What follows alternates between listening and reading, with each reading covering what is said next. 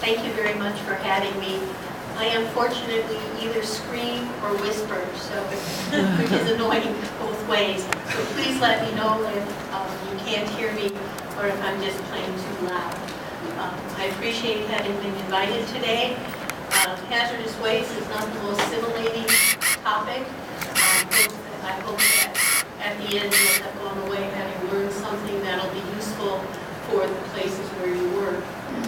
There are a lot of people who work for agencies here rather than having manufacturing companies. So I'm curious to know how many people think that at their place of work they do not generate any hazardous waste. If you would raise your hand.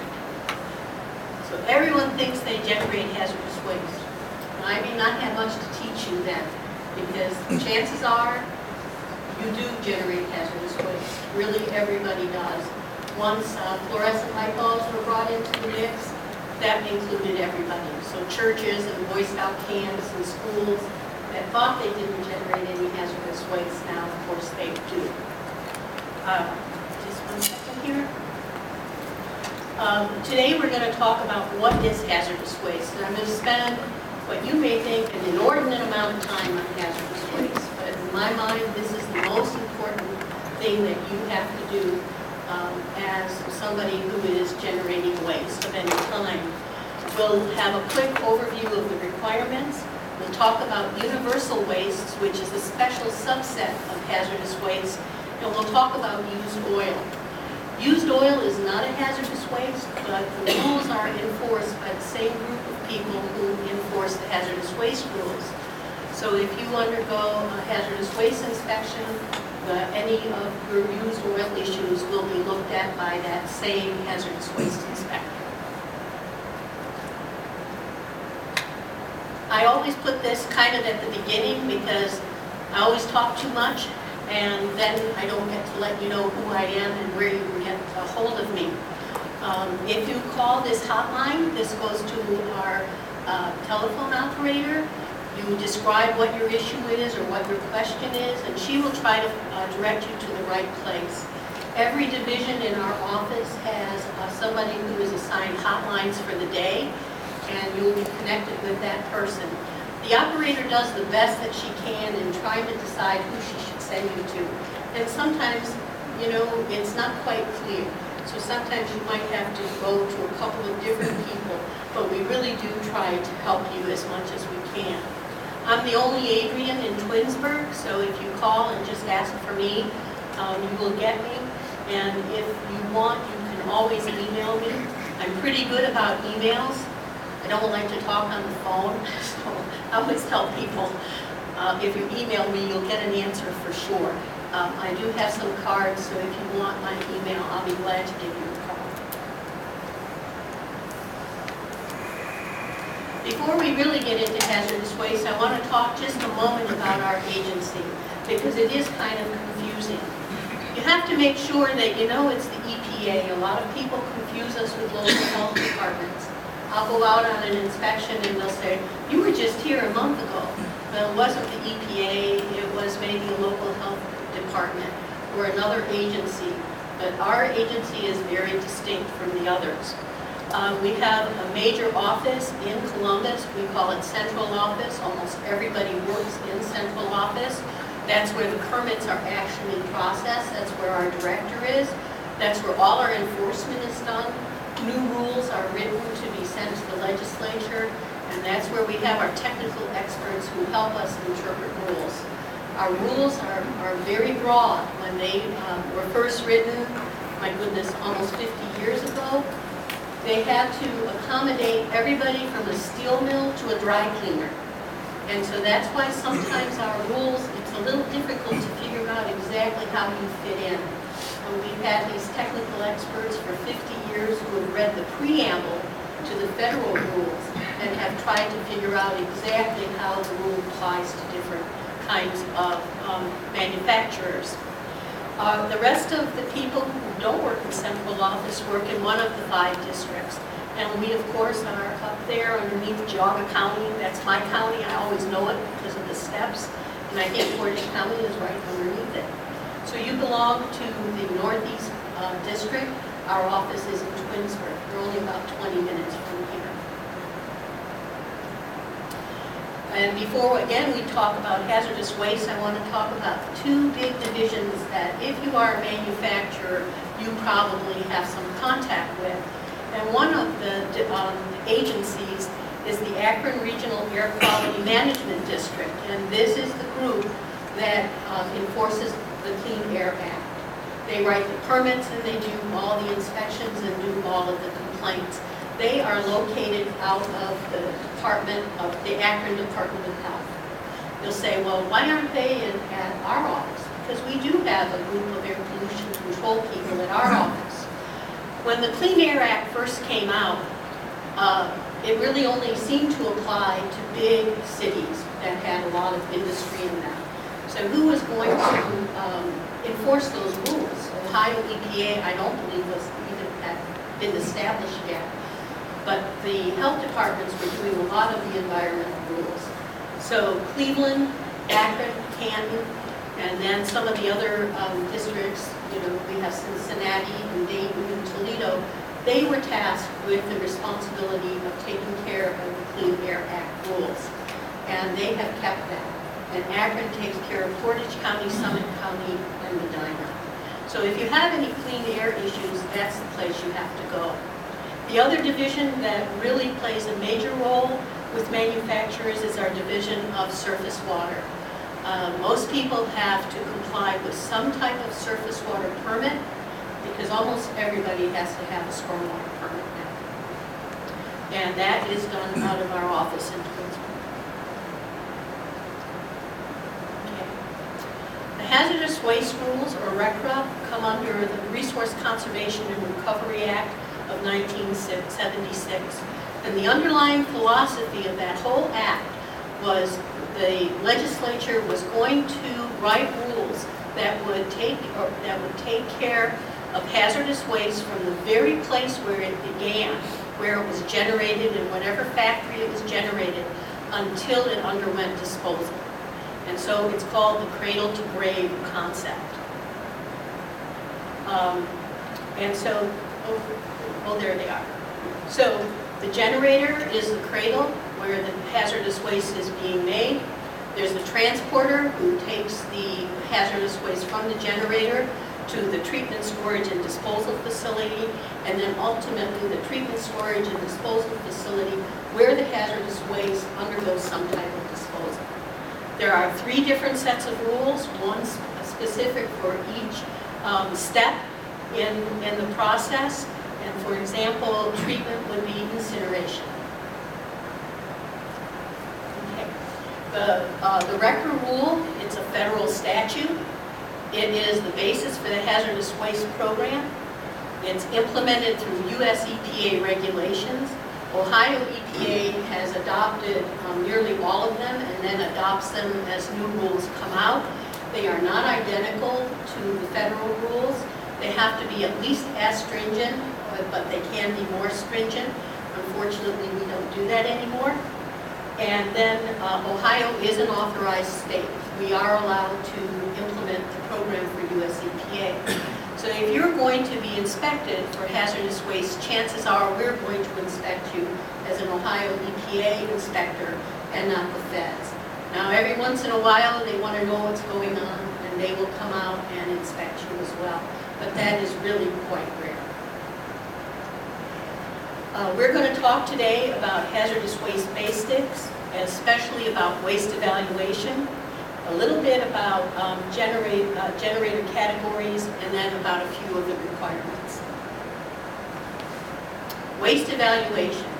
I personally think this is the most important job you have as a generator of hazardous waste.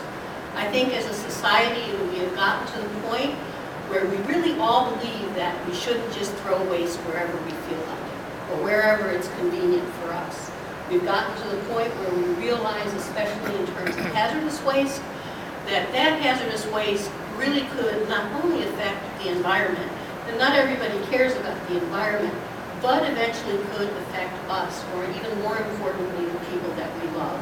So the idea of people just through sheer will of flaunting the rules, disposing of hazardous waste down their sink or throwing it out the back door, which happened quite often 23 years ago when I started. I don't really believe happens very often. What does happen is people inadvertently throw hazardous waste into the trash because they don't realize it's hazardous waste. Some things are very obviously non-hazardous waste, a piece of paper. Some things are very obviously hazardous waste, a jar of mercury. But then there is a huge number of things that we use and that we throw away that is in between. And some of them are tricky. And some of our ideas about what is toxic also changes. You, sir, you're from the hospital.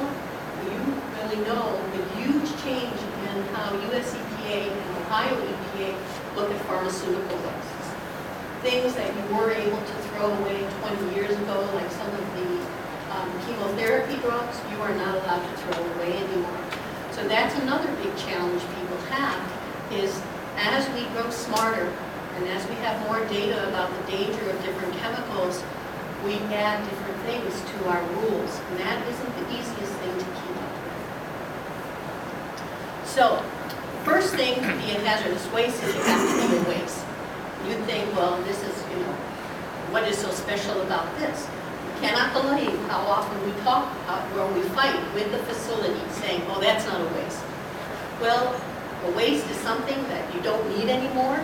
It's going to be discarded, or probably something that no longer can be used is a waste. And again, here is something that we fight with companies about. They'll have a pile of something outside that has sat outside for 20 winters. It's obvious by the number of bushes and trees that have grown up around it, and yet they'll argue with you saying, oh, we can use that someday. So sometimes a waste just really is a waste. Okay. Wastes are generally classified into being hazardous or non-hazardous, and this is a really important thing. This is our, what we call 5211 rule. Under Ohio's laws, all wastes have to be evaluated before a generator throws it away. And by the end of my talk, you'll probably be throwing demands at me that we've heard this enough, we don't want to hear it anymore. But I'm going to reiterate this through the whole talk. So some things are obviously not hazardous waste. Things like garbage and trash, what comes from your lunchroom, paper and cardboard, wood pallets. These are things that you're pretty safe in just throwing away as trash in your non-hazardous waste collection. But you can never throw anything into a trash dumpster unless you know that it is not a hazardous waste. And for us, as an inspector, you have to be able to prove it, that you have information demonstrating that it's not a hazardous waste. What I tell my companies, especially when I was in compliance assistance, is you have to think about everything that you buy, asking this question.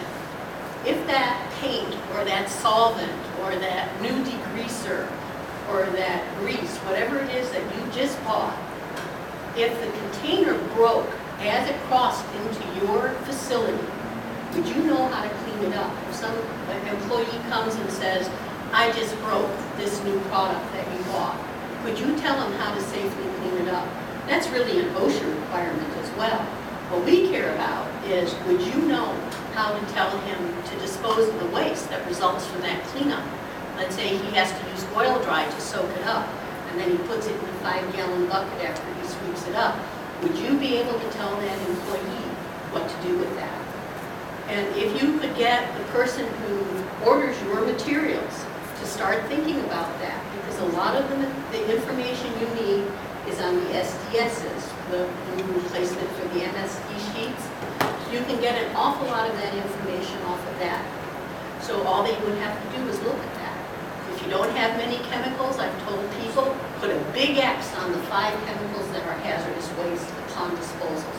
And then every employee knows, oh, I have to think about that. If I spill it, how I clean it up. I better ask somebody before I throw it in the garbage because it has a big red X on it. Now there are people who have hundreds and hundreds of chemicals. That makes it more problematic.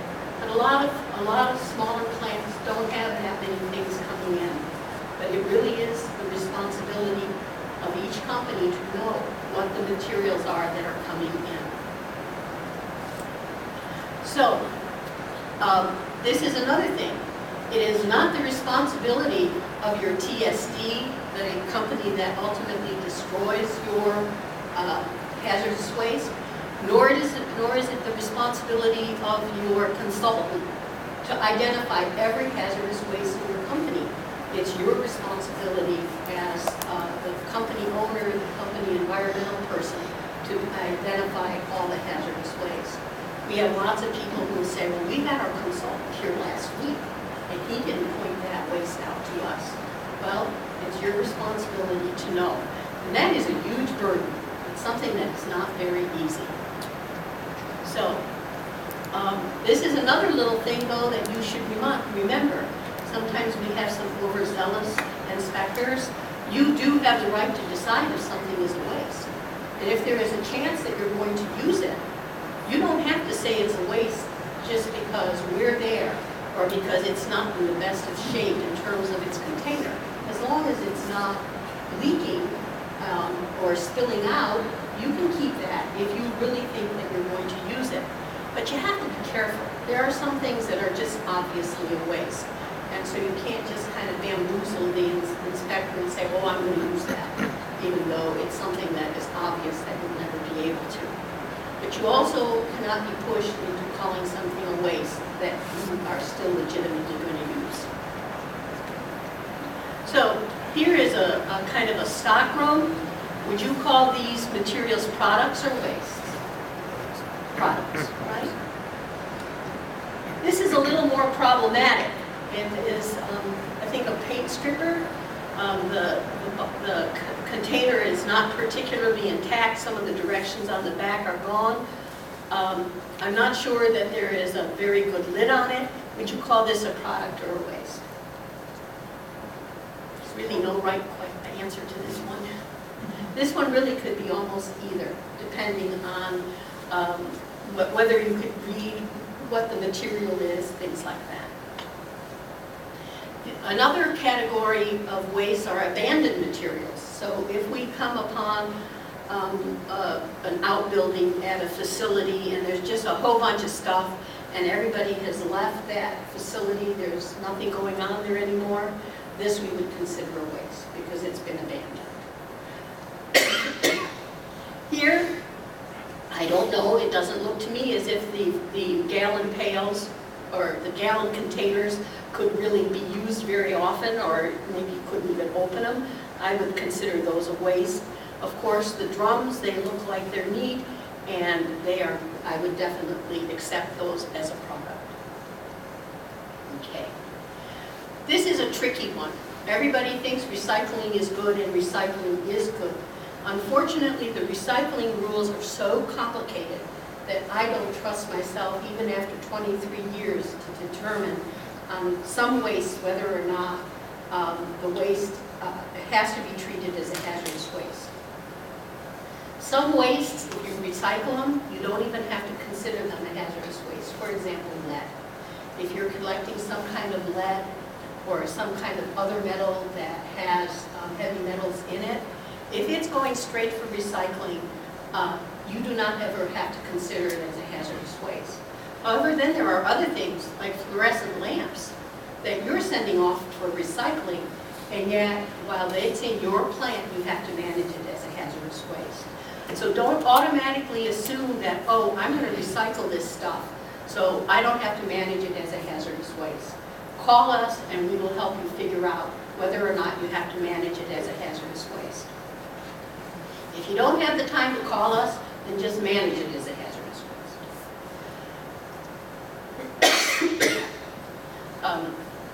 I wanted to mention solvents in terms of recycling. If you have a solvent, like from a parts cleaner or something like that, or if you're an auto body shop and you have the solvents from your gun cleaner, that's a hazardous waste. Even though you know that it's going to go to be redistilled and refractionated, it is still a hazardous waste while you are managing it. Now, how do you decide if a waste is a hazardous waste? So you've generated a waste. The first question you're going to ask is if the waste is excluded. Then you're going to ask if the waste is listed, and then you're going to ask if the waste is characteristic. And I've tried to make this, this really is not hard, but it seems to me that whenever we present it, we make it so very, very difficult. So I'm hoping to kind of demystify the whole idea of listed waste and characteristic waste. So first you have to determine if it's excluded. So excluded waste when it's not a waste. So samples, you have samples that you've taken. Samples are never considered a waste. So sometimes there are these very few things, and samples is the one that I could think of that is the best. Hazardous waste, for example, when it's not hazardous waste, that would be scrap metal, if it's recycled.